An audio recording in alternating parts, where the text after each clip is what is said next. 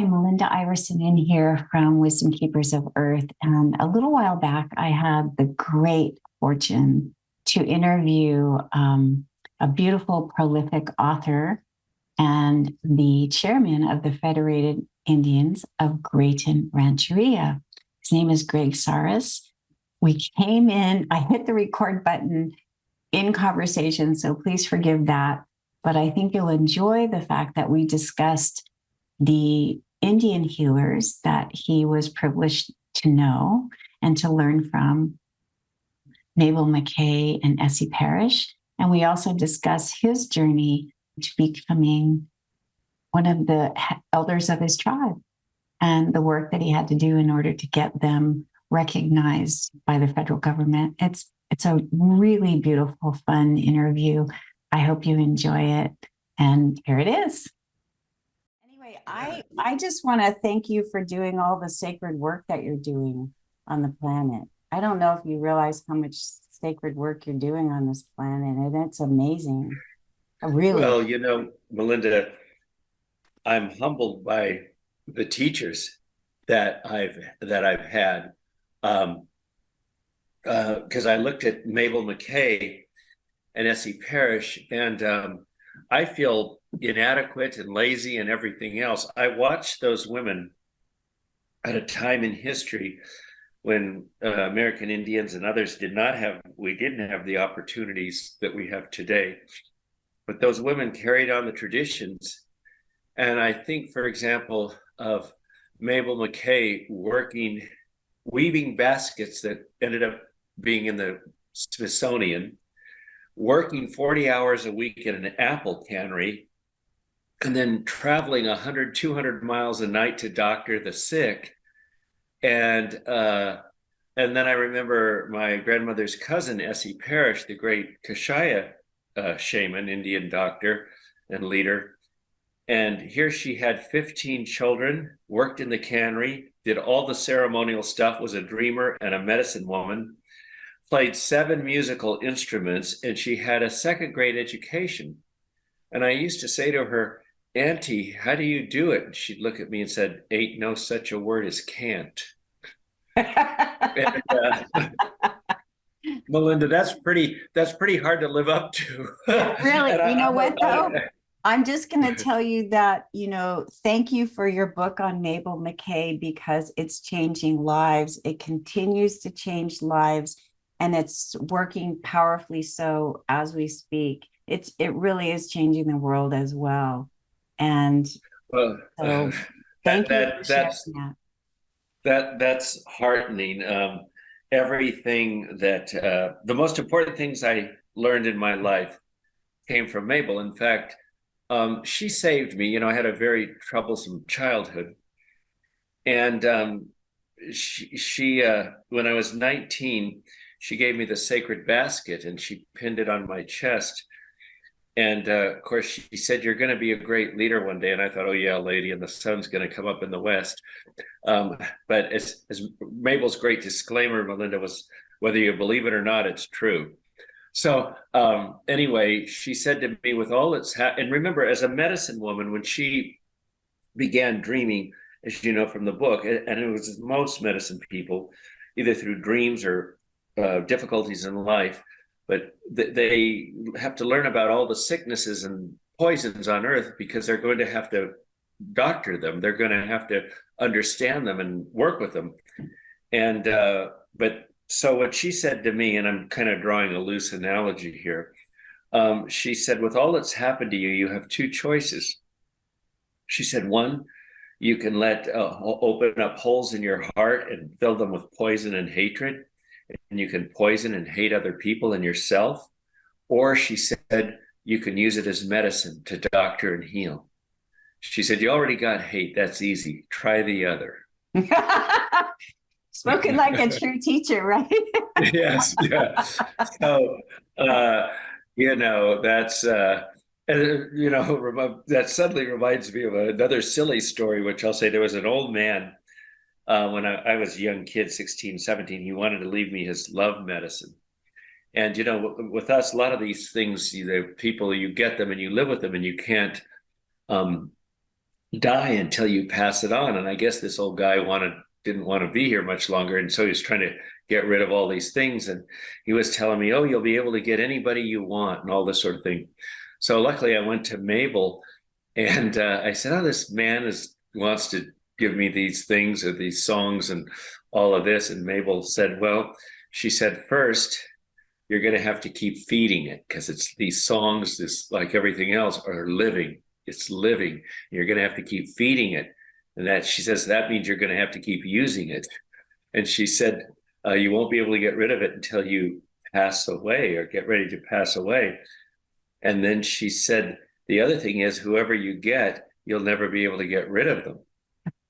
And then she took a silent beat, as we say in the theater, and she said to me, you're good looking enough. Try the regular way. She was a wise lady. Yeah, yeah. So, as I said, she had a second grade education, but had more wisdom in her little finger than all the professors I had at Stanford. Yeah. So, that's and back to your original question. I feel humble. I mean, I've led my tribe. I got us our rights back and built the casino and resort and transformed that whole industry, at least with us, where, in the everybody that works for us has the Kaiser Gold Cadillac plan. They pay nothing out of their paycheck for full coverage. 20 hours or more a week is all they have to work. The tribe, the casino resort's only been open 9.5 years. We've given $200 million to the local community, 87 million to charity for our platform for social justice and environmental stewardship. And it again, what's infused my leadership and the way I think about things is, again, what Mabel said about what can we do to heal? What opportunities do you have? But I get tired and crabby. She just kept going. I don't know.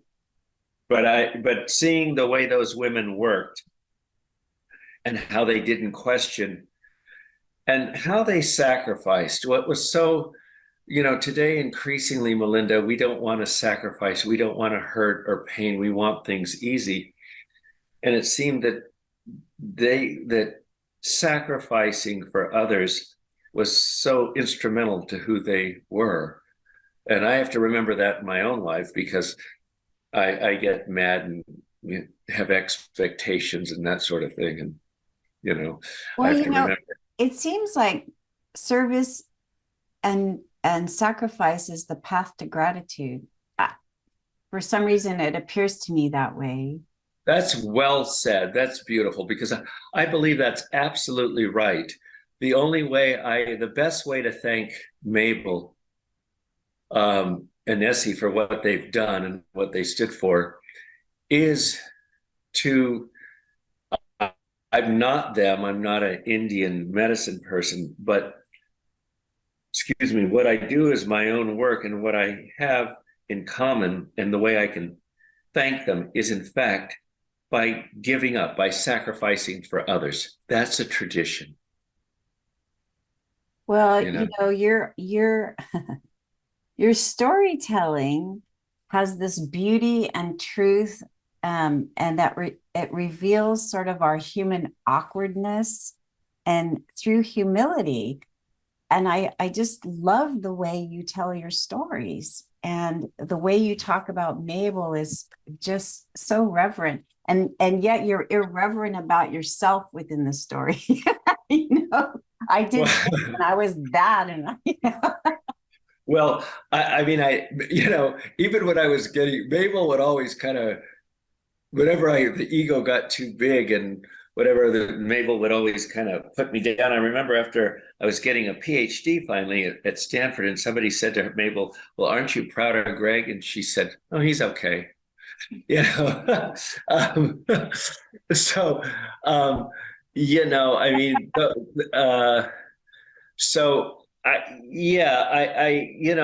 one of the things about writing and telling the story is the best way to, I think, be honest is to show your own subjectivity, your own limits and understanding. And then as a consequence of being vulnerable and let's say in some ways Melinda's stupid, you have the opportunity to learn. You have the opportunity to grow. We've You all have the had, opportunity.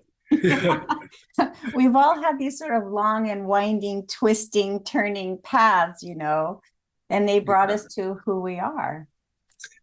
Yeah.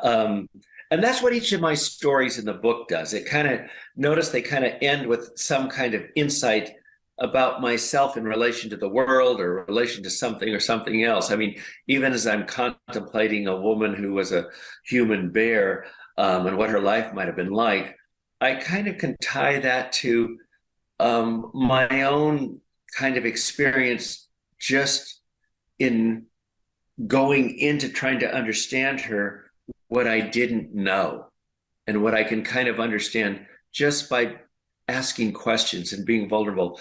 At the end of Mabel's life, she was quite compromised. She'd had a stroke. And I began to realize things, and I mentioned this in the book, and the book this way, and for Mabel book. And I said, Mabel, why did you do this for me? Why me? And of course I thought, oh, maybe I'm special in some way. And she said, purely and simple, because you kept coming back. You kept coming back. And so whether it's nature or whatever, or thoughts or questions, give it time, study. When she was at Stanford, Melinda, the Stanford medical team was trying to, as she used to put it, analyze her. And and the young medical student or a doctor said to her, well, how did you become a doctor? And she said, just like you, long time studying. But Yes. it was her training. It was people again have this idea that these medicine women as a people that we write about and that known, that it's just that they smoked something and understood something. No, it was a long time, rigorous training, difficult kind of training and learning as they're going. So it was hard work and lots of rules and all of that, sort of thing. Yes. And and even everything that they wore, like whatever they wore. Today, people are going around wearing feathers, beads, and so many things. And I remember a young girl came up, Melinda, to Mabel once, and she had feathers on and beads and ceremonial things. And Mabel looked at her and said, gee, is there a dance somewhere I didn't know about? Again, Mabel had a way of putting you in your place. Yeah, I loved reading about her and her experience with Essie. And I'm going to ask a question which you may or may not have the answer to, but she refers to a monarch butterfly rattle. And Cocoon rattles, yes. Yeah, the cocoon rattles. And I'm helping the monarch, but I have a little monarch butterfly nursery, if you will. Oh, great. Good for you. And we need monarch butterfly nurseries. Yes. And so I was curious what this actually rattle looked like. And how did they make them? Yeah, so I'll give you a description. I don't have one, but the cocoons, if you know what the cocoons are, that they have, they would take, like, I've seen rattles small or large, but they would usually take at least maybe 10, half a dozen to a dozen of those cocoons, and they would fill them with like the sand or stones, excuse me, and then wrap them at the top of a stick and use that as a rattle that way. Was the butterfly, so they would fill the cocoons. Was it a cocoon that had already been abandoned? Yes. Yeah. It was a cocoon. A little slit, and then you have I have like hundreds of those, or I did. Well, that's what you use. Yes, and what they would do is close them up and use them and fill them. I don't know exactly precisely how they were made, but they were it was like a bundle, kind of like this at the end of a stick, and the stick would shake. It wasn't quite this big, but they would shake those. Oh, Yeah, gosh. Well, the yeah, closest that I came to really seeing anything remotely in my mind about what Mabel would do is in your Grand Avenue movie, which I saw, yeah. which I saw. There was a cocoon rattle. There was a cocoon rattle there. That was It, amazing. yeah, and that, well, the woman who played the medicine, well, the actual the opening scene where you have a woman singing over a guy that dies. That woman, Bernice Parish, was Essie, or yeah, or Bernice. Uh, she was actually Essie's Essie's daughter before Parish, um, and that was Bernice. That was Essie's daughter, Essie Parish's daughter, Bernice Torres, who was playing the original doctor, and she was the one that worked with Tantu Cardinal, who played the doctor in the I movie. love her. Yes. Yeah, Yes. Oh, and I yeah. was so grateful to see that because in my after reading the book, I kept trying to imagine what that looked like. And it was wonderful to see it Yeah. reimagined on the That screen. was a smaller one, but I've seen bigger ones.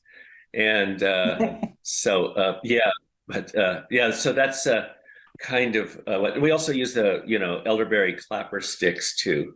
Uh, Yes. yeah. Yes. And And if you wanted to, yeah, if you wanted to see, and you can Google it now.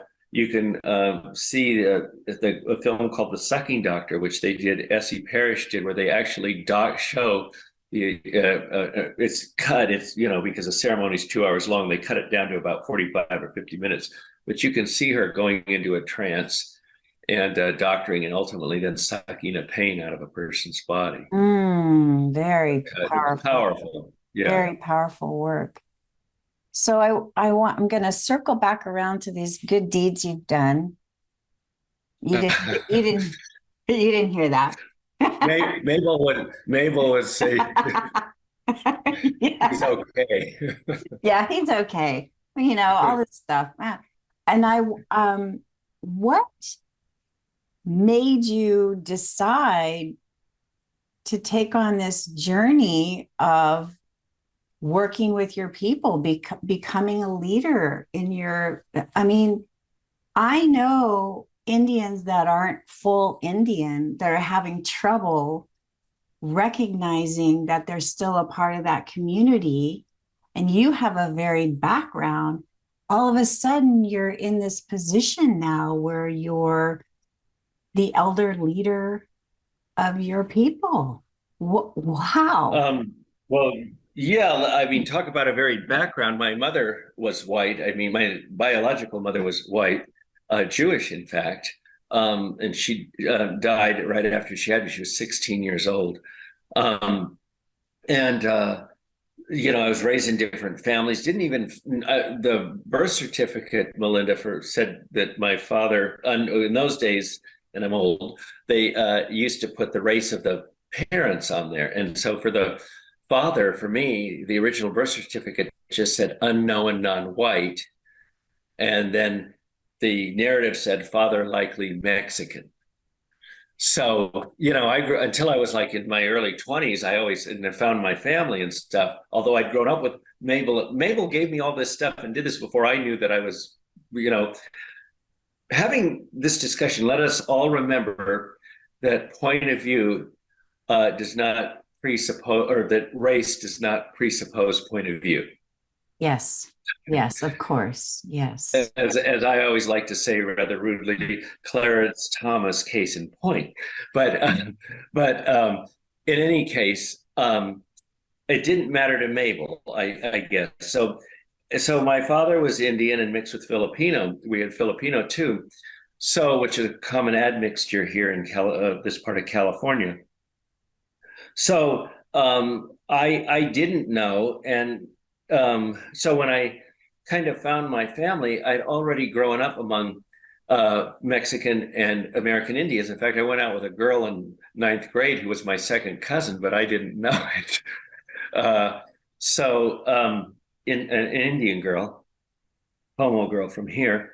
And so anyway, what then, what I think though, is a combination to try to answer your question. Well, I think, no, it's a yeah. good, very good question.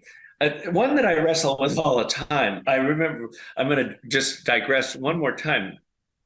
Mabel always used to say, because it was so much work, um, I didn't want to be an Indian doctor. She said I wanted to drink wine and chase boys around the train station like the other Indian girls, but I was cut out different. So, uh, that with that sentiment in mind, I always more or less, I think what a combination of things. What Mabel said to me about my own pain, and I would gave me some empathy. My own pain, if I acknowledged it and held it, could be a lens through which I could understand the pain of other people and be able to do something for other people in ways that a trained professional from Boston, say, couldn't. Um, so um, and then of course, going to school and teachers helping me, I always wanted to teach or give back. So when the tribe was not reckoned, we'd been illegally terminated in 1958. And when other tribes were coming into our territories to get a casino and whatever, when you're not a federally recognized tribe, Melinda, you have no rights. You're not recognized as an Indian person. You're essentially what was on my birth certificate for my father, unknown, non-white. So um, the elders called together and said, we have to do something. This tribe is down in our territory where the only thing we have as a people is a half-acre cemetery in Tamales Bay. What are we going to do? And so they had a Japanese investor, and the Japanese investor didn't understand the thing about federally recognized, non-federally recognized. And when I came along with the elders called me from Los Angeles, and I came up here. I was, youngish, and I was a young professor at that point. And they said, "You're smart. You come help us." So I went up there, and the Japanese, as a result of my speaking and acting up and so forth, became fearful of Indian wars, and they pulled out of the deal for the other tribe. Oh, They took their money back and said, "Oh, we're not getting involved with this. There's going to be an Indian war there, and we don't want to be in the middle of it." So, uh, but what happened after that first meeting when we came together is we went to some of the folks' relatives' homes, and we got out our picture books, and we saw, and people saw, we'd been split for 40 years, just wandering. Like the Israelites in our own homeland, you might say. And we saw that we had each other's families in our albums. I said, we are a family, we are a tribe, we've got to do something. Well, Melinda, they said, Greg, you do it. So I thought, well, okay. So I co-authored a bill. It took me 8 years to get through Congress. I had the help of Robert Redford and others because I'd done the movie Grand Avenue, which he executive produced. So I finally got the bill through Congress. President Clinton signed it, acknowledging that a wrong had been done to the tribe on December 27th, 2000, 2 years or 2 weeks before he went out of office. And boy, that was a close call. I'm forever thankful. And then I thought, okay, now we have our rights back. We'll be able to get some funding for health and education and housing. And well, we got minimal funding and no land. It didn't say we're going to give you land back. How are we going to have land or do anything? So, we thought we'd find different things. But I thought, okay, Greg, you did your work. You got the tribe its land back, or not the land, but you got them restored, recognized. And soon, Melinda, they began to discuss the C word, not cancer, casino. And Melinda, I'd never been in a casino. I have a PhD in modern thought and literature. And I had that very elitist notion that many people have, that casinos are kind of déclassé, and, you know, and who are we to judge how people have fun, Melinda? Really, come on. But I was one of them that judged, and I thought, oh, I don't want anything to do with that. And anyway, my non-Indian adopted mother said, Greg, you can't leave your father's people now. There's so many good examples of bad examples. So hooked, and guilt. Melinda, maybe being born Jewish and raised Catholic, I'm so full of guilt I can't even go to the front door with that. Yeah. So, so anyway, um, I said, okay, I'll do it. I'll help us do this, but only. And I knew that there was an opportunity to make a lot of money because we were very close to the Bay Area. We had a lucrative location. But I said, only if this will help our people become self-sufficient, we can take care of our people, and if we can use the resources as a platform for social justice and environmental stewardship in the spirit of our ancestors.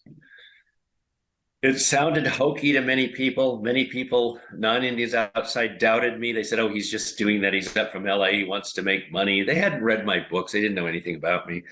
And I think they were very concerned about a power shift where all of a sudden brown people were going to have power and money. So anyway, long story short, Melinda, got involved, got on a plane one summer, took 35 meetings with banks and everything else, raised $1 billion, built the casino resort. And, I'm happy to say that I'm sitting here today. All California Indians can go to UC, University of California, tuition free because of us. The Smithsonian has $6 million to develop templates for education in public schools, education on American Indian history and culture. All of our people, we've turned around an 80% dropout rate to 100% graduate from high school. We use the resources from our tribe, not just for the students and young people in our tribe, but for all Indians, regardless of tribe, in Sonoma, Marin County. So that we have the 600 kids having after school tutoring and so forth. And we precedent setting co-management agreement with local parks, and now a national park, Point Reyes National Seashore, 27,000 acres we co-manage in our Aboriginal territory, taking care of the elk and doing these things. So I'm serving my 16th consecutive term. It's been 31 years, I think. And they elected me chairman at that first meeting, and they haven't let me go since. So, Mabel, you were right. I sometimes think, as she said, that the spirit fixed her when she was young and made her do what she had to do. I think Mabel fixed me. So, but do the right thing. But you kept coming back.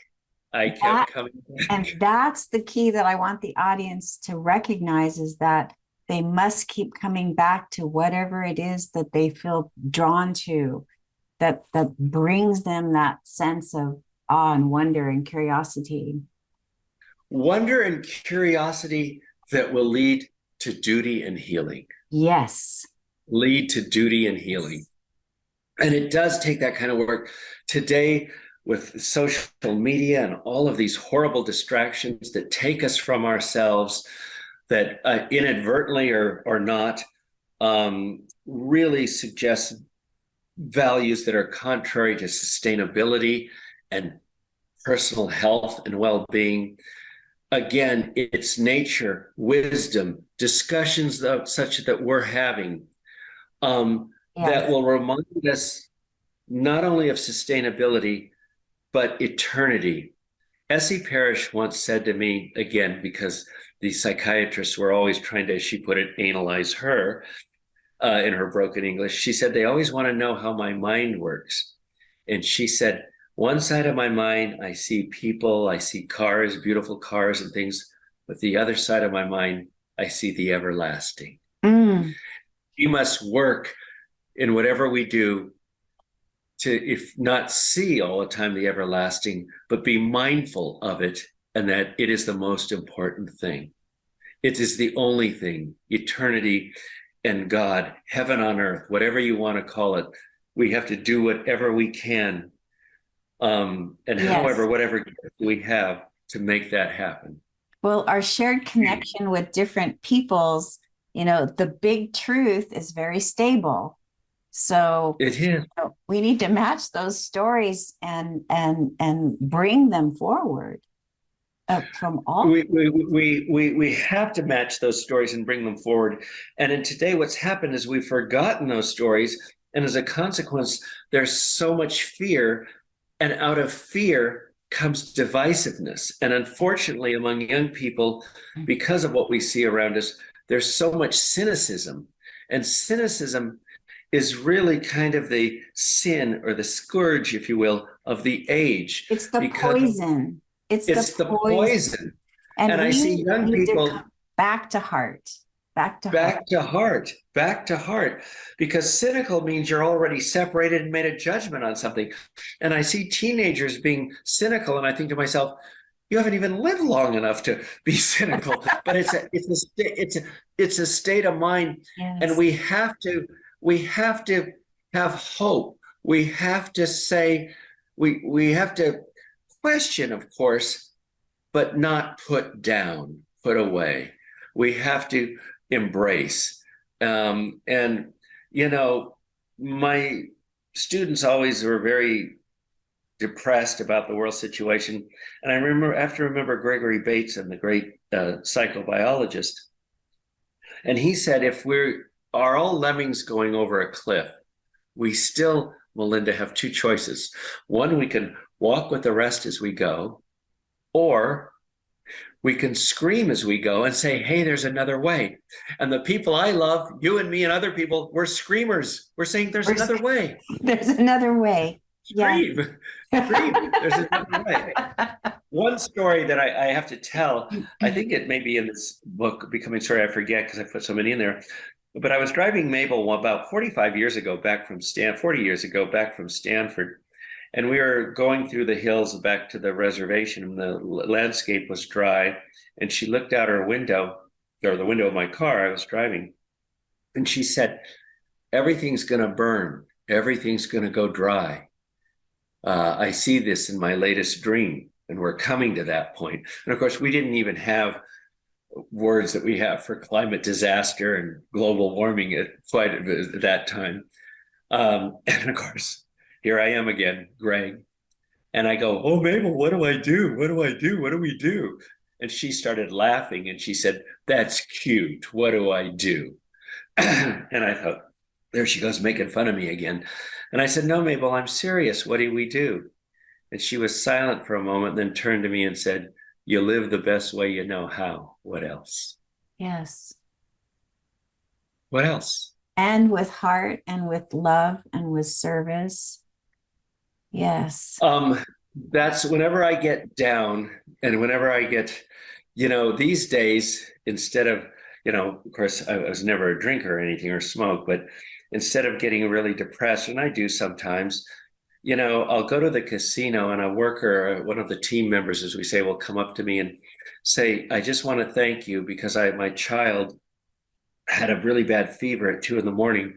and I was able to take her to the emergency room without worrying about having money to do so. Oh, all the good deeds, all the good deeds. And when I hear that, I go, Greg, you have no reason to be depressed. Keep doing what you're doing. Yes. And I thank her.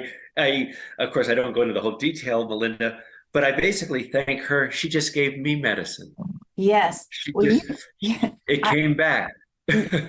I hate to say this, Mabel has our blessing. I'm going to ask Mabel's blessings, but you've been doctoring your tribe for years and just doing it in your way. Yeah. And the best way that you know how and what you could bring to the table and all the good deeds that the casino has done. I mean, look, this is beautiful.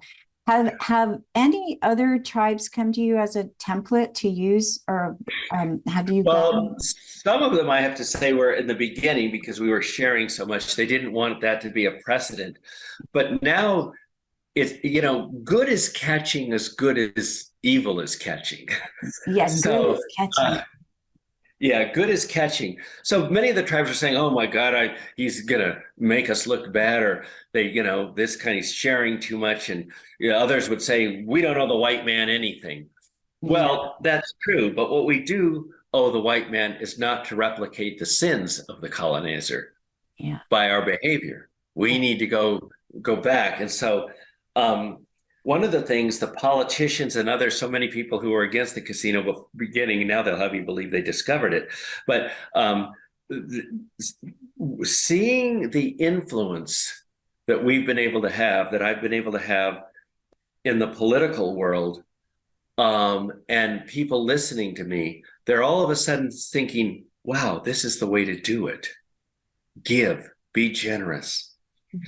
Take care of other tribes. The tribes in our area that are in remote areas that don't have casinos, we give them $3 million a year. You've got to give for peace. You just have to give for peace and compromise. Again, sacrifice, Melinda, sacrifice. And none of us is starving. And most of us, our parents remember the days when if there were 10 beans in the pot and there were 11 people sitting at the table, we'd find a way to give everybody a bean. So we have to keep those ancestors' ethics in mind always as we make decisions, even in this large business world. Yeah. In the casino, we have about 70% of the workforce of the we have about 2,100 team members are non-white. Many of them are immigrants from countries, the Middle East, and all over. 20 languages, different languages are spoken there. We have transgender beverage servers. All of this will undo the whole casino thing, right? That Vegas did. But and then we have English to Spanish classes, Spanish to English classes, literacy classes, and anybody who's working on a green card, we walk them through and pay for their entire journey to citizenship. Mm-hmm. So here you have this diverse workplace with all these people getting along. If it can happen in a casino, Melinda, can't it happen elsewhere? Of course. I mean, of course it can. That's a wonderful template. You've created a beautiful template. And here's this guy who was so against casinos, and I kind of thought, because again, I had that idea of Vegas and all that. Yes. And well, it is an unlikely path, but it's working and it's beautiful, and you've created an amazing template. And, we can't say. One last thing you made me think, excuse me, before I forget, or we lose each other here. I wanted to say, you said about the spirit of Mabel and these doctors. Somebody once asked Mabel, what's going to happen when you die? And she laughed and she said, the spirit ain't going to go nowhere. It's not going to hide under a rock.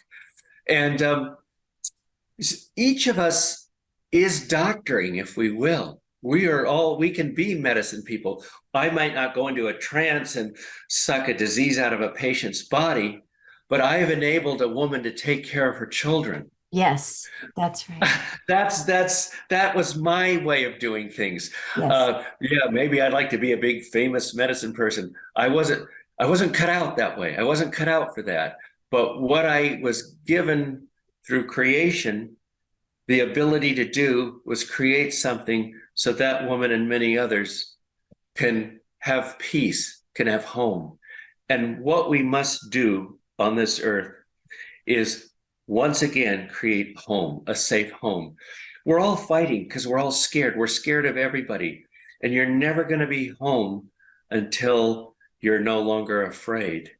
And so we really have to do what we can to create a safe home for everybody, so that we have a safe home for ourselves. Yes, that's right. Yeah, honor and listen to the waves of messages also coming in from the ancestors who are trying to help us. It's not going to be the way they were. It's going to be now the way we are in the present time. And they do have things to share with us about that now. They influence how we think about what we encounter now. Am I going to sit here and think like a Stanford professor or a greedy, money grubbing businessman? Or am I going to think as my Indian ancestors would think about what do I do with this opportunity I have, but be thankful and share? Yes. Yes. That's beautiful. Um, That's you perfect. know, I have one more question that I want to squeeze in here. So I had no this idea has been that great, they, by the way. This is wonderful. I wish all my interviews were like you, Melinda. This is wonderful. thank you. So I used to drive Lakeville Highway because I lived in on Mount Veeder before the Okay. fires. And I had no idea that Tole Lake was there. And you have a You go right by picnic. it. And you have Yeah. a picnic. Are you having a picnic this year? Please tell me there's a We are, and you have an open invitation. Please call Angela. I expect you to be there. okay.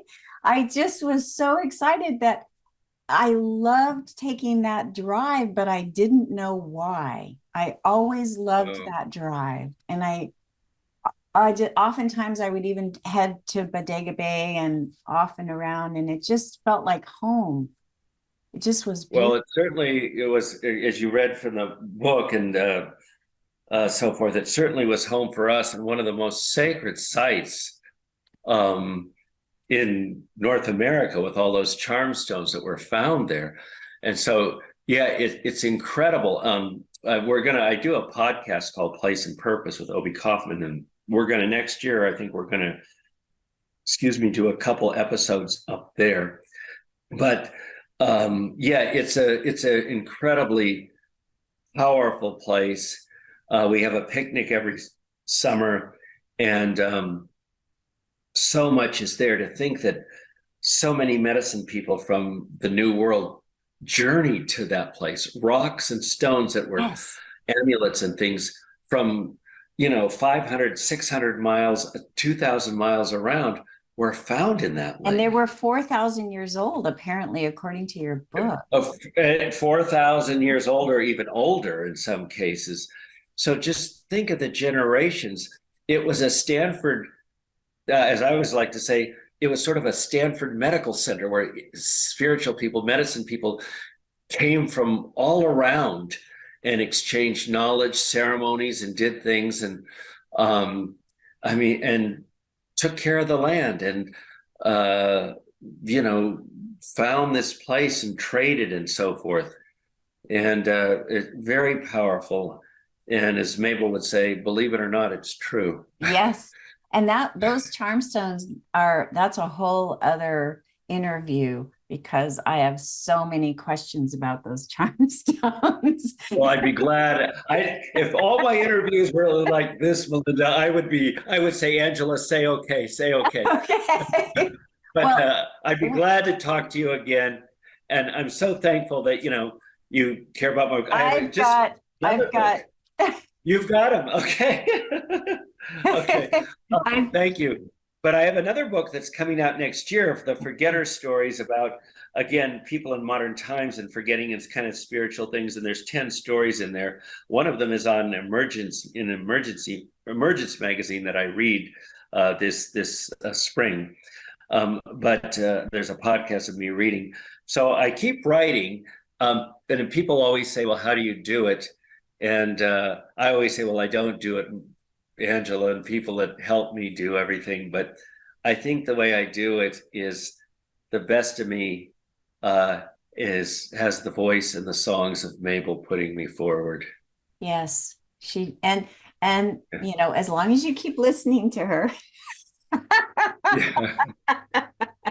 right? Well, I'll tell you, it's talk about guilt. Every time I start feeling crabby or get mad, I always see her thinking, saying things like, "You're young. What's wrong with you? You have nothing wrong with you. Go out there and do something."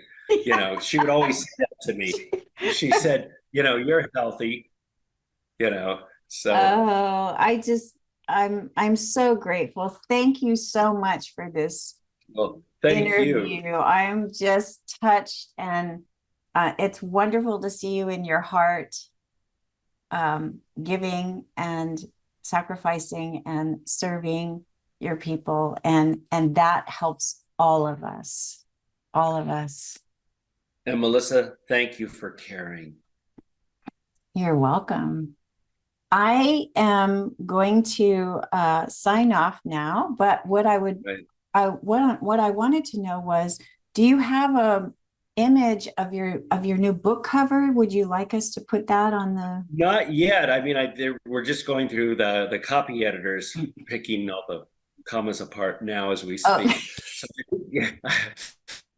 I think it's going to come out early next year, but I'll certainly let you know. I think you're going to really enjoy it. So I think my editors at Heyday think they like it the best of all my books, which is saying, Oh, that's wonderful.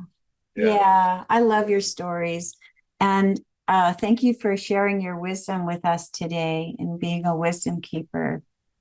Anytime, Melissa, let's have me back. It's wonderful to share. I'm going to say, I'm going to interrupt you one more time so you can say goodbye. And you see, my name is Melinda.